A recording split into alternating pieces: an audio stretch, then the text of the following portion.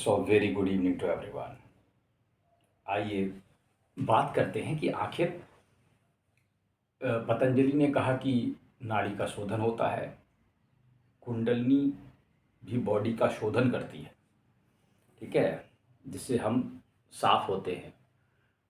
मतलब चाहे पतंजलि हो, चाहे कुंडलनी योग हो, चाहे कोई भी योग हो, चाहे प्राणायाम कर रहे हो, चाहे जो भी आप कुछ कर रहे हैं, अनुलोम विलोम भी कर रहे हैं, तो हमारा जो बेसिक क्राइटेरिया है वो है सफाई, शरीर की सफाई, ठीक है। तो शरीर की सफाई में किस चीज़ की सफाई हो रही है, सवाल ये है। ये एक वीडियो थोड़ा सोचनीय भी हो सकता है और इसको समझिएगा और मैं आपको अपने एक्सपीरियंस बताऊंगा कि सफाई क्या है, कैसे कर रही है कुंडलनी, ठीक है। देखिए, प्राणायाम से उसमें लिखा है कि बॉडी वो, अगर आप कोई प्राणायाम करते हैं तो जैसे योगानंद जी ने बताया कि भाई प्राणायाम अगर आप करेंगे तो आप तो बॉडी क्या होती है कि ऑक्सीजन की सप्लाई बॉडी में बढ़ जाती है, ठीक है। तो उससे हमारा ब्लड प्यूरिफिकेशन होता है और हमारे न्यूरॉन्स या नर्व्स को नई ऊर्जा मिलती है। अगर आप इसको दूसरे तरीके से लें कि शोधन हो रहा है और हमारी बॉडी की सफाई चल रही है, नाड़ियों का शोधन हो रहा है, न्यूरॉन्स न्यूरॉन्स नाड़ी मतलब जो न्यूरॉन्स है, ठीक है। नाड़ी न्यूरॉन से ही मिलकर बनी होगी। अब सवाल ये पैदा हो रहा है कि सफाई में क्या हो रहा है। अब जैसे कुंडलनी को मैं लूँ तो कुंडलनी कैसे सफाई कर रही है बॉडी की, ठीक है। तो देखो, कुंडलनी जब चल रही है, अब देखिए, जो चीज़ जो कुंडलनी जो तुम्हारी बॉडी में कर रही है वो कोई नहीं जान सकता, सीधी बात। The point is because it is extremely subtle, ये बहुत ही सूक्ष्म है, ये बहुत सूक्ष्म स्तर पे कोई काम हो रहा है जो एटम्स के लेवल पर हो रहा है। जैसे आपके में कैल्शियम सोडियम के आयन एक्सचेंज होता है या कोई इंटरेक्शन होती है, जो सब एटॉमिक लेवल पे जो चीज़ें हो रही है बहुत छोटी छोटी, वो इस लेवल पे हो रही है। अब उसे तो कोई साइंस समझ नहीं सकती, ना हम समझ सकते हैं। ठीक है। लेकिन जितना मैं समझ पाया हूँ मैं आपको समझाता हूँ। देखिए, कोई भी चीज़ है, मान लीजिए कपड़ा है, अगर ये गंदा है तो हम इसे साफ़ करते हैं, साबुन लगा के साफ़ कर दिया। तो अगर हम ऐसा मान लें कि ये कपड़ा मैं हूँ, मेरी बॉडी है और साबुन कुंडलनी है, क्योंकि अगर आप खाली पानी से रगड़ेंगे तो ये साफ़ नहीं होगा, तो हमने कुंडलनी की, हमने साबुन डाला, सर्फ डाला और थोड़ा सा साफ़ कर दिया। ठीक है। तो इट मीन्स जो इसके स्पेस था इसके अंदर, ठीक है, इस क्लॉथ के अंदर जो स्पेस था उसमें जो गंदगी जमा हो गई थी वो निकल गई। भाई कहीं जगह होगी तभी तो गंदगी बैठी, समझने का बात है। It means there was some space. तो ऐसे ही बॉडी में होगा। न्यूरॉन्स में, ब्लड में, वेसल्स में, हर जगह एयर है, ठीक है, देयर इज एयर। तो उस स्पेस में अब डर्ट बैठी है। अब डर्ट बॉडी की किस फॉर्म में हो सकती है? ये थॉट्स के फॉर्म में हो सकती है, ये वासनाएं, कामनाएं, इच्छाएं, तृष्णाएं, ये आपका मन, इस पूरे मन का शोधन, जो कि मन शायद पूरे शरीर में ही फैला हो। अब हम ऐसा नहीं कह सकते कि मन एक जगह बैठ के सोच रहा होगा, ऐसा लग नहीं रहा है। क्योंकि देखो, जो परम चेतन है वो तो सुपर इंटेलिजेंट है, वो प्योर इंटेलिजेंस है, वो तो चिपकेगा ही नहीं बॉडी से, और ना वो मैला होता है, ठीक है। जो आत्मा का अणु है वो कभी मैला नहीं हो सकता, बॉडी को कभी टच ही नहीं करता, वो 5 एलिमेंट्स को टच नहीं करता, ठीक है। तो अब जो चीज़ साफ हो रही है तो वो मन है, ठीक है। जो बचा वो मन या जीव साफ हो रहा है, ठीक है। यही 2-3 चीज़ें बची। अब जो भी चीज़ का भाई जैसे भी हो रहा है, सफाई हो रही है कुछ, तो जब सफाई होगी या कोई मंथन होगा या कोई कसरत होगी तो उससे मैल निकलेगा, अगर सफाई हो रही है तो ये एक सिम्टम है कि अगर तुम्हारी बॉडी की सफाई हो रही है तो इसका मतलब मैल निकलेगा। समझो, समझना ध्यान से मेरी बात।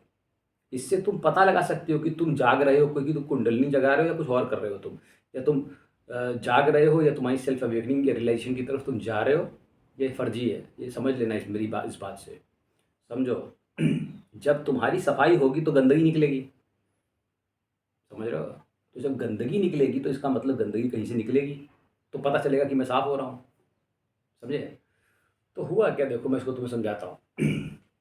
तुम्हारी बॉडी के जितने भी द्वार हैं, 9 द्वार है पूरे थे, 9 द्वार वाली जो तुम्हारा देह है, इनसे मैल निकलते रहते हैं, ठीक है।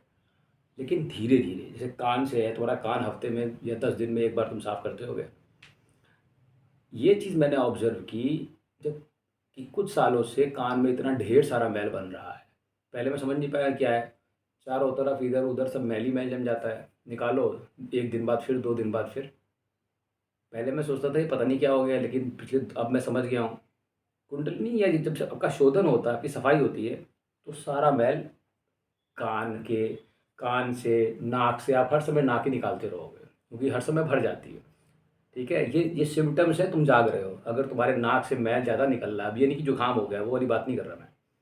ठीक है तुम नोज पिक कर रहे हो हर समय, तुम्हें लग रहा है बहुत ढेर सारा मैल बन रहा है नाक में, कान में, बॉडी में भी इतना मैल बनेगा कि तुम नहा के आए, एक दिन अभी नहाया तुमने, थोड़ी देर बाद तुम ऐसे अपने को रगड़ोगे, देखोगे तुम काला काला मैल निकल रहा है, हाथों को रगड़ो मैल निकल रहा है।